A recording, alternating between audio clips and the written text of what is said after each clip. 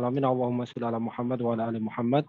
Pemirsa Khilafah News dimanapun Anda berada, salam jumpa kembali bersama dengan saya Aziz Rahman di program Kabar Petang edisi Rabu 19 Juli 2023. Insya Allah beberapa menit ke depan kami akan menemani Anda mencermati dan menelaah berita paling menarik dan paling populer hari ini bersama narasumber yang kompeten di bidangnya dan tentunya dari sudut pandang Islam.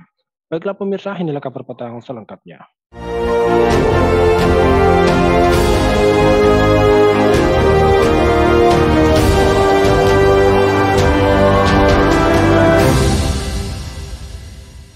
Pemirsa, anak-anak Jenderal Purnawirawan TNI Ahmad Yani, yaitu Untung Mufreni Ahmad Yani, yaitu Irawan Suraidi Ahmad Yani dan Amelia Ahmad Yani mendatangi Mahkamah Agung pada Jumat 14 Juli yang lalu. Kedatangan mereka itu terkait dengan tujuan untuk melakukan judicial review. Untung Mufreni datang bersama kuasa hukumnya yaitu Alamsyah Hanafiah dan sejumlah purnawirawan TNI. Kedatangan beliau untuk melakukan judicial review terhadap Inpres nomor 2 tahun 2023, kemudian Kepres nomor 17 tahun 2022 dan juga Kepres nomor 4 tahun 2023. Nah, pemirsa melihat dan mencermati pemberitaan terkait dengan hal tersebut, kira-kira apa the great target dari Kepres dan Inpres tersebut tadi? Apakah sedang dan terus akan muncul skenario narasi bahwa PKI adalah korban pembunuhan? Dan juga apakah rezim saat ini terkesan untuk menganak emaskan anak-anak dari mantan PKI? Pemirsa, untuk membahasnya kami telah terhubung dengan Direktur Pamaung Institute. Beliau adalah Bung Wahyudi Al-Maroki. Kita sapa dulu beliau. Assalamualaikum warahmatullahi wabarakatuh, Bung Wahyudi. Waalaikumsalam warahmatullahi wabarakatuh, Mas Aziz. Alhamdulillah, gimana kabarnya nih, Bung Wahyudi? Sehat, Bung? Alhamdulillah, kabarnya sehat, baik, dan semoga semua juga sehat. Amin ya rabbal alamin. Baik, Bung, terkait dengan Inpres nomor 2 tahun 2023, ini kan dikatakan bahwa pelaksanaan rekomendasi penyelesaian non-yudisial pelanggaran hak asasi manusia yang berat dan juga keputusan Presiden nomor 4 tahun 2023 tentang tim pemantau pelaksanaan rekomendasi penyelesaian non-yudisial pelanggaran hak asasi manusia yang berat. Nah, ini menurut banyak pihak, ini dikatakan memberikan peluang kelompok komunis untuk eksis dan bangkit dari kuburnya. Nah, menurut Anda seperti apa ini, Bung Wahyudi? Mohon tanggapannya terkait dengan dua Inpres dan juga Kepres tersebut.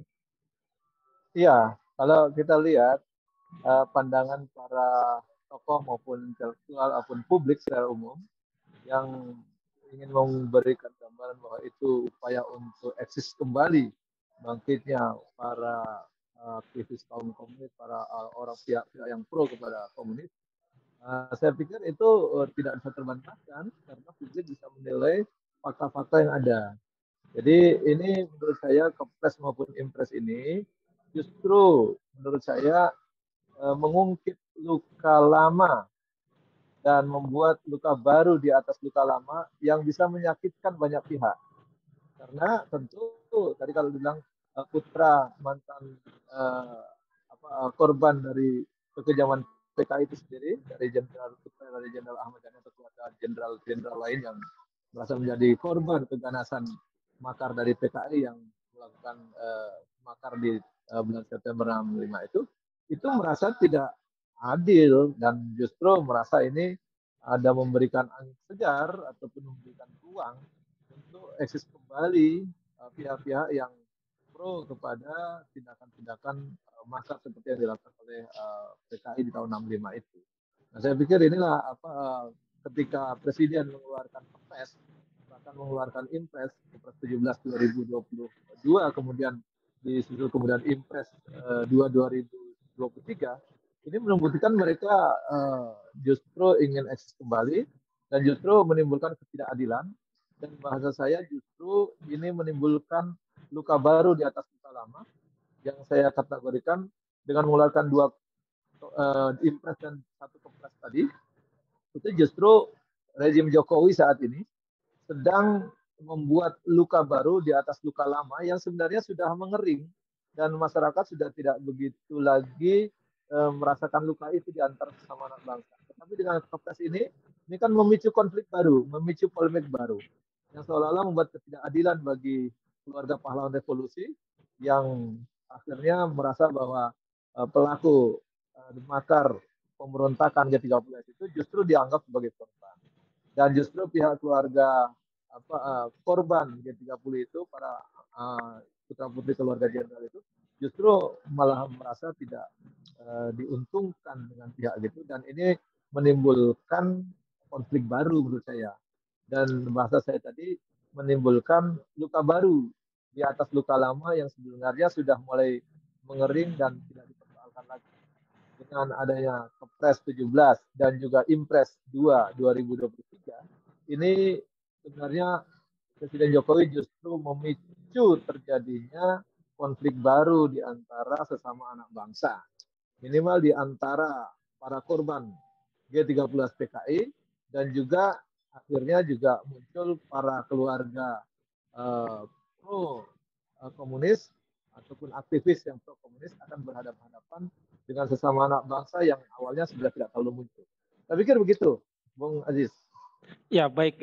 Ini banyak pihak juga mengatakan bahwa terkait dengan dua peraturan tersebut, yakni Inpres dan juga Kepres tadi, ini banyak yang mengatakan bahwa seolah-olah rezim saat ini sedang memutarbalikkan fakta ya, di mana menjadikan PKI ini sebagai korban pelanggaran HAM, dan tentunya ini juga akan mengarahkan kepada pelakunya adalah TNI dan juga umat Islam. Nah, menanggapi hal tersebut, menurut Anda seperti apa ini, Bung Wahyudi? Ya, saya pikir itu konsekuensi logis dari keluarnya Kepres 17 2022 dan Impres 2 2023 yang justru nampak sekali keberpihakannya kepada keluarga korban pelanggaran HAM berat. Dalam hal ini sesuai dengan rekomendasi TPP HAM itu menunjukkan ada dianggap korban pelanggaran HAM berat tahun 65-66 itu, yaitu tentu keluarga PKI. Ya, kalau mereka dianggap sebagai korban pelanggaran HAM berat, berarti ada pihak yang melakukan pelanggaran HAM berat itu. Nah, kalau tahun 65-66 itu yang melakukan kan dianggap ketika itu terjadi penumpasan para pelaku pemberontakan G30S PKI itu, yang melakukan kan TNI dan umat Islam. Nah, kalau mereka dianggap korban, berarti yang melakukan dianggap pelaku dan penjahat. Nah, ini konsekuensi dari logika dikeluarkannya Kepres itu. Makanya saya bilang tadi, ini kok orang sudah tidak terlalu ribut soalan itu, diungkit lagi dengan membuat luka baru di atas luka lama, membuat sayatan baru dengan keluarnya Kepres. Makanya saya katakan Kepres 17 dan Impres 2 2003 ini itu seperti pisau yang menyayat kembali luka lama yang sudah mengering, disayat kembali sehingga akan menganga kembali, dan ini menimbulkan polemik baru. Yang saya khawatir ini justru menimbulkan konflik sama anak bangsa, dan bangsa ini kembali jadi terluka karena dua-dua pihak merasa tersakiti. Nah, ini kalau dikategorikan seperti itu, saya pikir ini kesimpulan yang tak terhindarkan dan sulit dihindari, dan pemerintah berarti dari mata publik justru dianggap memberikan angin segar, memberikan ruang, bahkan memberikan legitimasi kepada keluarga korban yang awalnya mereka keluarga pelaku pemberontakan dan pelaku makar, sekarang dianggap sebagai keluarga korban yang resikonya berarti yang dulu menumpas gerakan G30 PKI, baik TNI maupun umat Islam dan para aktivisnya, maka dianggap sebagai pelaku pelanggaran HAM yang melakukan tindakan pelanggaran HAM berat yang korbannya adalah keluarga PKI. Nah, kalau ini dilakukan berarti kan sudah mengadu domba sesama anak bangsa, yang padahal sebelumnya kan tidak seruncing itu, tidak terjadi konflik seperti itu. Nah, ini menurut saya inilah persoalan yang serius, dan kalau pihak umat Islam dan TNI diposisikan sebagai pelaku dan keluarga korban keluarga G30 PKI itu, pelaku G30 PKI itu dianggap sebagai korban, maka yang jahat adalah TNI dan umat Islam kala itu karena melakukan penumpasan dan dianggap melanggar HAM berat. Itu konsekuensi dari keluarnya Kepres dan Impres tadi. Nah, kalau itu dia diiyakan oleh pemerintah saat ini, apalagi sampai Presiden Jokowi sudah melakukan meminta maaf, artinya mengakui bahwa terjadi kesalahan dan pelanggaran. Nah, kalau sudah mengakui begitu, maka ada konsekuensi selanjutnya. TNI yang diposisikan dan umat Islam diposisikan sebagai pelanggar HAM, berarti nanti banyak sekali konsekuensi selanjutnya. TNI bisa dianggap sebagai pelaku pelanggar HAM sehingga tidak bisa juga menjadi pasukan pengaman perdamaian, pasukan yang dianggap baik, dan seterusnya. Itu sangat susah itu. Karena menempel cap pelanggaran HAM, termasuk juga umat Islam. Ketika dianggap melakukan pelanggaran HAM berat, maka dianggap umat Islam juga jahat. Gitu. Nah, ini menurut saya ini blunder menurut saya yang dilakukan justru menimbulkan dan mengungkit kembali luka lama yang sudah mengering, disayat kembali dengan perpres dan dengan kepres dan impres, sehingga menjadi luka baru yang ini menimbulkan luka lain sesama anak bangsa. Begitu, Bung Aziz.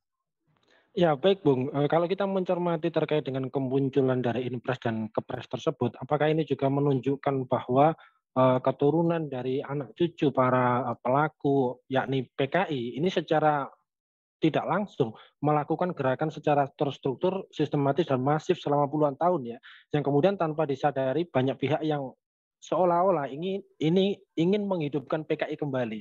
Nah, apakah ini seperti itu, Bung Wahyudi? Anda melihatnya seperti apa ini? Nah, kalau analisis beberapa pakar maupun para ahli tentu menganggapnya demikian, karena kan upaya untuk melakukan dan mendorong terjadinya Kepres maupun Impres ini kan dilakukan sudah lama untuk membawa kasus korban tersebut ke ranah yudisial, dan itu ada ganjalan di TAP MPRS nomor 25 bahwa telah dianggap sebagai ormas terlarang dan dilarang di Republik ini, dibubarkan dan dilarang. Ini mereka berupaya untuk eksis kembali. Dan nampaknya ada upaya untuk membawa isu itu kepada Komnas HAM, itu juga sudah berkali-kali dibatalkan, digagalkan karena tidak mencukupi bukti bahwa terjadi pelanggaran HAM berat, dan itu tidak berhenti sampai situ. Gagal melakukan melalui Komnas HAM, akhirnya melipir, akhirnya menggunakan Kepres tadi dan Impres tadi. Saya pikir ini mencoba menggunakan keputusan dan kebijakan dari rejim pemerintahan saat ini untuk mendapatkan pengakuan secara legalitas maupun secara yuridis bahwa mereka sebagai korban. Nah, itu dilakukan bukan sekali, tapi beberapa kali, yang memang ini menunjukkan ada upaya yang sistematis, terstruktur lagi kan, berulang kali, dan ya masih dilakukan berkali-kali. Dan ini menunjukkan bahwa ada upaya dan publik bisa menilai bahwa adanya aktivitas seperti tadi dan upaya untuk mengajukan ke Komnas HAM berkali-kali, dan Komnas HAM juga melakukan penolakan karena tidak memenuhi persyaratan, kemudian kok bisa dibentuk keluar Kepres 17 2022 itu yang mengusulkan penyelesaian pembentukan TPP HAM, pelanggaran HAM berat tadi. Nah, kalau ini menunjukkan bahwa memang gagal melakukan lewat Komnas HAM, gagal lewat kejaksaan, kemudian menembus melalui dengan Kepres tadi. Saya pikir inilah yang bisa disimpulkan dari publik bahwa memang terjadi upaya yang sistematis, yang juga berulang dan terstruktur. Dan dilakukan secara masif karena tidak sekali, jadi terus-menerus. Saya pikir begitu, Bung Aziz. Ya, baik, terakhir Bung Wahyudi, kita melihat terkait dengan komunisme yang seperti itu, kemudian juga di tengah-tengah kita juga ada kapitalisme. Lantas menurut Anda ini bagaimanakah sikap umat Islam nih di dalam menghadapi musuh-musuh ideologinya? Kita harus melakukan hal yang seperti apa ini agar komunisme, kapitalisme, dan juga isme-isme yang lain ini tidak mengganggu kita sebagai umat Islam di Indonesia? Ya, jadi memang yang bisa membendung arus terjadinya paham-paham dan ideologi yang dipaksakan di dunia ini, yaitu ideologi kapitalisme dan juga komunisme, sosialisme. Saya pikir dua ini yang gencar dilakukan di dunia, dan juga ada kesadaran baru, ideologi Islam.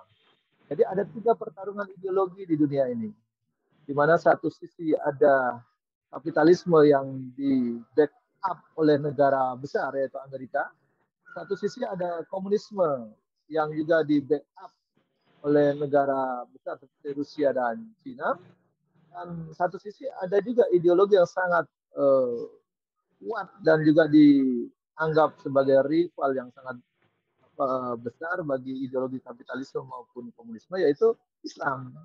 Nah, di antara tiga ini maka terjadi pertarungan yang sengit di antara berbagai ideologi. Kapitalisme dan komunisme masuk ke negeri kita yang mayoritasnya umat Islam. Karena mayoritasnya umat Islam, maka tentu dua ideologi ini tidak leluasa masuk dan tidak leluasa untuk bisa mempengaruhi pemikiran umat Islam di Indonesia. Kenapa? Karena ideologi Islam yang sudah tertanam duluan di benak umat Islam, sehingga kalaupun ada masuk ajaran atau gangguan dari ideologi kapitalisme dan komunisme, maka dia akan ada barrier atau hambatan, bahkan bukan sekedar hambatan, ada penolakan. Memang tentu ada yang menerima, tetapi sebagian besar menolak. Nah, disitulah terjadi pergolakan yang sangat besar dan pertarungan yang menjadi kuat antara ideologi kapitalisme versus ideologi komunisme yang bertarung di negeri yang mayoritas Muslim, yang sebagian besar penduduknya adalah menganut ideologi Islam, maka terjadi pertarunganlah antara tiga ideologi besar di dunia ini di negeri Muslim terbesar di dunia, yaitu Indonesia. Yang ini tentu menjadikan negeri ini menjadi pusat pertarungan ideologi dunia. Dan saya pikir sikap umat Islam mestinya sangat mudah. Kalau orang kapitalisme dia menawarkan ideologi kapitalismenya, itu adalah hal yang wajar. Tentu mereka ingin menjajakan dan menawarkan ideologi kapitalisme sebagai solusi persoalan negeri ini. Di sisi lain, orang-orang komunisme tentu ingin eksis dan menawarkan ideologi komunisme. Dan itu wajar kalau orang komunis menawarkan ideologi komunisnya. Di satu sisi yang lain adalah ketiga adalah orang-orang Islam yang sebagian menawarkan ideologi Islam. Nah, ini menurut saya umat Islam mestinya fokus menawarkan ideologi Islam. Sehingga jangan sampai ngakunya umat Islam, agamanya Islam, tapi yang ditawarkan adalah ideologi kapitalis. Atau bahkan yang ditawarkan ikut-ikutan mendukung ideologi komunis. Maka bagi pandangan Islam, ideologi kapitalisme dan komunisme di negeri ini sama-sama berbahayanya. Karena apa? Ideologi komunis tentu sangat benci dan tidak suka dengan agama, dan mayoritas penduduk negeri ini beragama Islam, tentu mereka tidak suka dengan umat Islam. Sampai umat Islam ini bisa mendukung komunisme. Di sisi lain, kapitalisme juga tidak kalah berbahayanya dan merusaknya. Karena dengan ideologi kapitalisme itulah kekayaan alam negeri kita ini habis dan disedot oleh para kaum kapitalis. Bahkan kita mendapatkan limbah dan kesengsaraan atau kemiskinan. Saya pikir dua ideologi di dunia, baik ideologi kapitalisme yang sedang berkuasa di dunia ini dan juga merambah menjarah kekayaan alam kita dan menguasai kekayaan alam kita, akan memaksa kita menjadi negara yang banyak utang. Di satu sisi itu sangat berbahaya dan eksis sampai hari ini menguasai kekayaan alam kita. Tapi di sisi lain ada tanda-tanda kebangkitan komunisme yang sadar atau tidak sadar juga sangat membenci dan tidak suka dengan agama yang kebetulan mayoritas agama di negeri ini adalah Muslim. Dan tentu mereka tidak suka. Oleh karenanya negeri ini diancam oleh dua ideologi besar, yaitu kapitalisme dan komunisme. Sementara penduduk negeri ini adalah mayoritas Muslim yang semestinya mereka terus berdakwah, menawarkan Islam sebagai solusinya dan menolak ideologi kapitalisme maupun ideologi komunisme. Tapi yang dilakukan umat Islam cukup fokus saja menjalankan amalnya dengan ajaran Islam dan menjadikan Islam sebagai solusi persoalan mereka. Maka dengan itu solusi negeri ini bisa terjadi dan terselesaikan, dan ideologi kapitalisme maupun komunisme tidak akan efektif untuk melakukan aktivitasnya di negeri ini dan mengatur. Saya pikir begitu, Bung Aziz. Ya baik, terima kasih. Syukron wa jazakumullahu khairan katsiran kepada Bung Wahyudi Al-Marokini. Terima kasih atas penjelasannya dan juga terima kasih telah hadir berpetang pada RCC kali ini. Semoga Anda dan keluarga sehat selalu dalam lindungan Allah Subhanahu wa taala. Assalamualaikum warahmatullahi wabarakatuh, Bung Wahyudi. Baik pemirsa, demikianlah kabar petang pada edisi kali ini. Semoga Anda mendapatkan banyak manfaat dari acara kami. Jangan lupa saksikan kami besok di jam dan channel yang sama. Dan jangan lupa juga like, comment, share, subscribe, serta klik tekan tombol loncengnya agar tidak ketinggalan update terbaru dari Khilafah News. Karena hanya disinilah Anda akan mendapatkan informasi aktual, terpopuler, dan tentunya dari sudut pandang Islam. Akhirnya saya Aziz Rohman beserta seluruh kru yang bertugas undur diri. Wassalamualaikum warahmatullahi wabarakatuh.